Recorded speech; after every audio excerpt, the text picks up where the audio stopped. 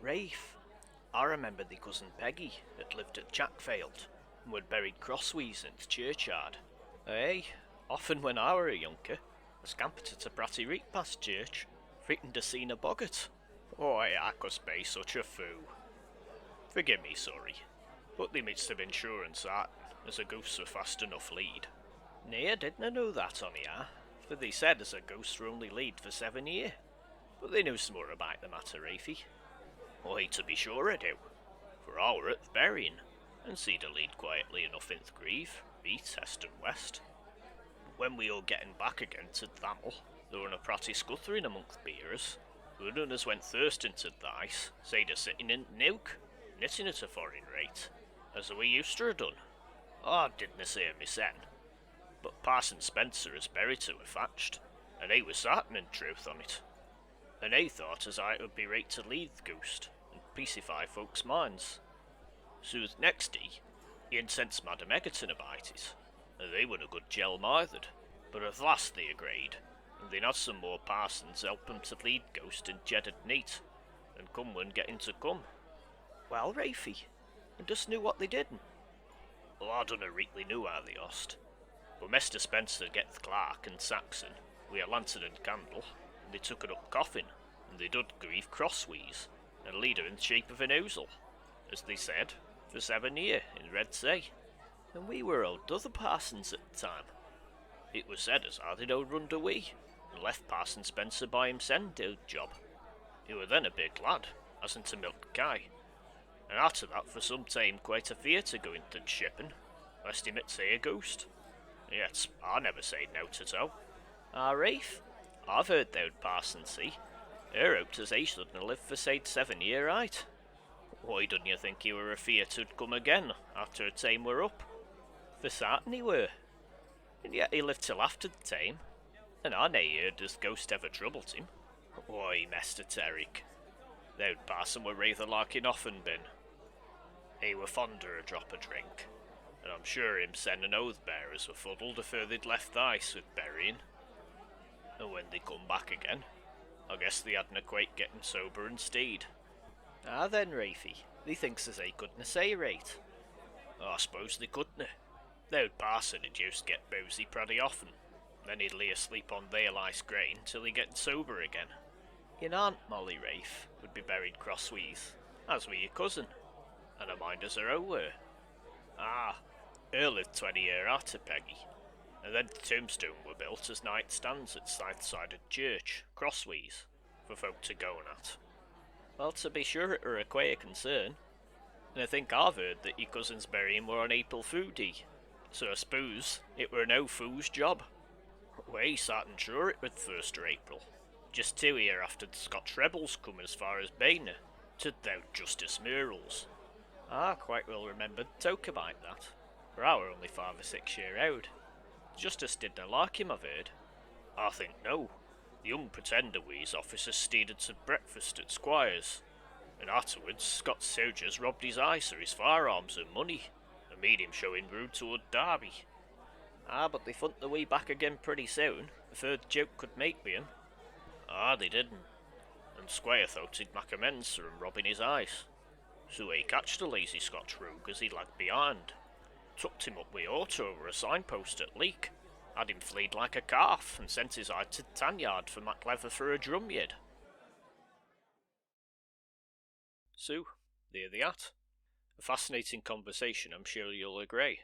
I'm going to switch to plain English now, just to add a little postscript to this.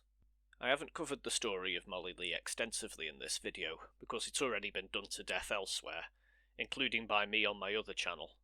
I'm going to post some links to some videos discussing both the story and the historical figure of Molly Leigh for those who'd like to learn more. Here's a brief summary for context though. So the story goes that Molly Leigh was a bit of a social outcast, often depicted as a stereotypical old hag sort of figure who was known for selling watered down milk from her farm at Burslem Market.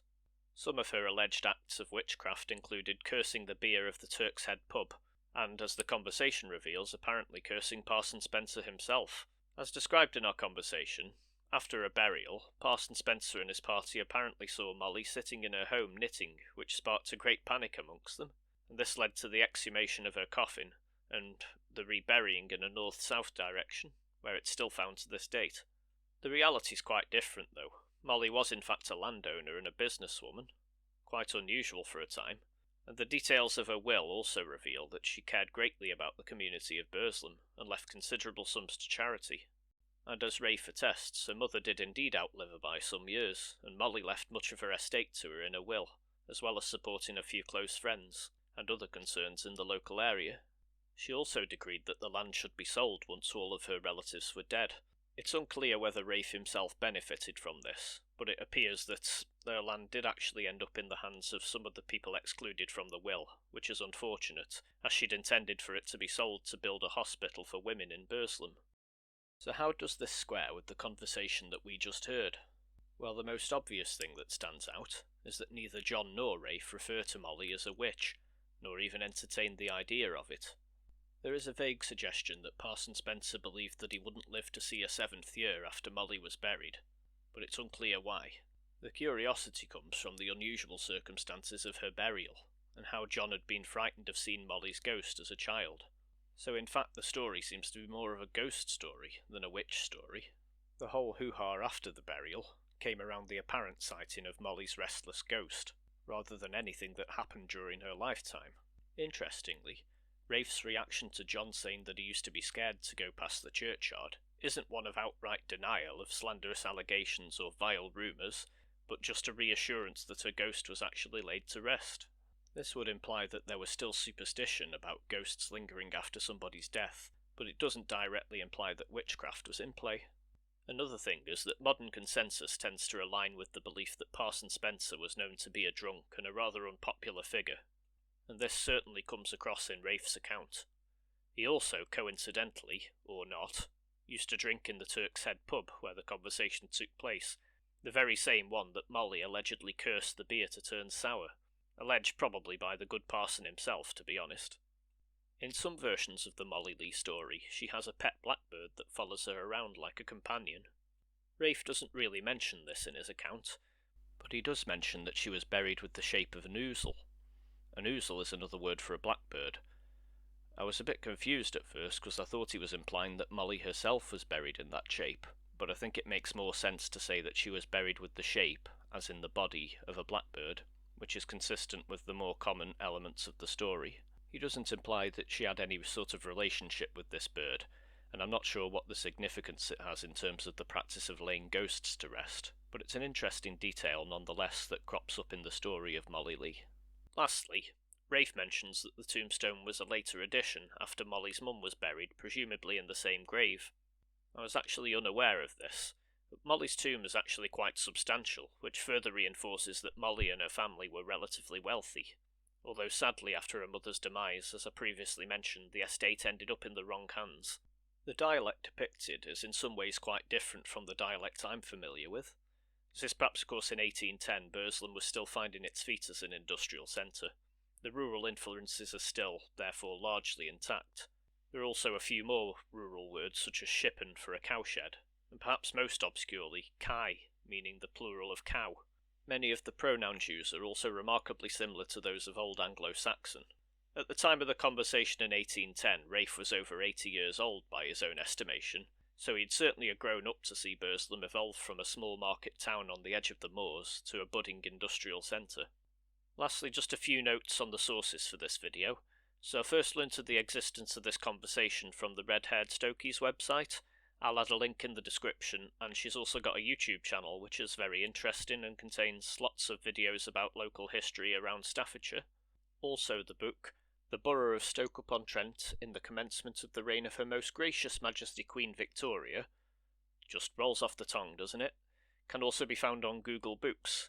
It's quite a ponderous read, to be honest, but it contains some interesting insights into the Stoke-on-Trent area in the Victorian era, so it's worth a look. It also contains the full transcript of the conversation between John Tellwright and Ralph Leigh, which covers quite a wide range of topics. There are also notes in the margins about the various obscure words of the dialect, which are most interesting. So it just remains to say, ta very much for watching, and I hope you'll stick around for more Stokey Toke. Thanks everyone, and I'll say thee again soon.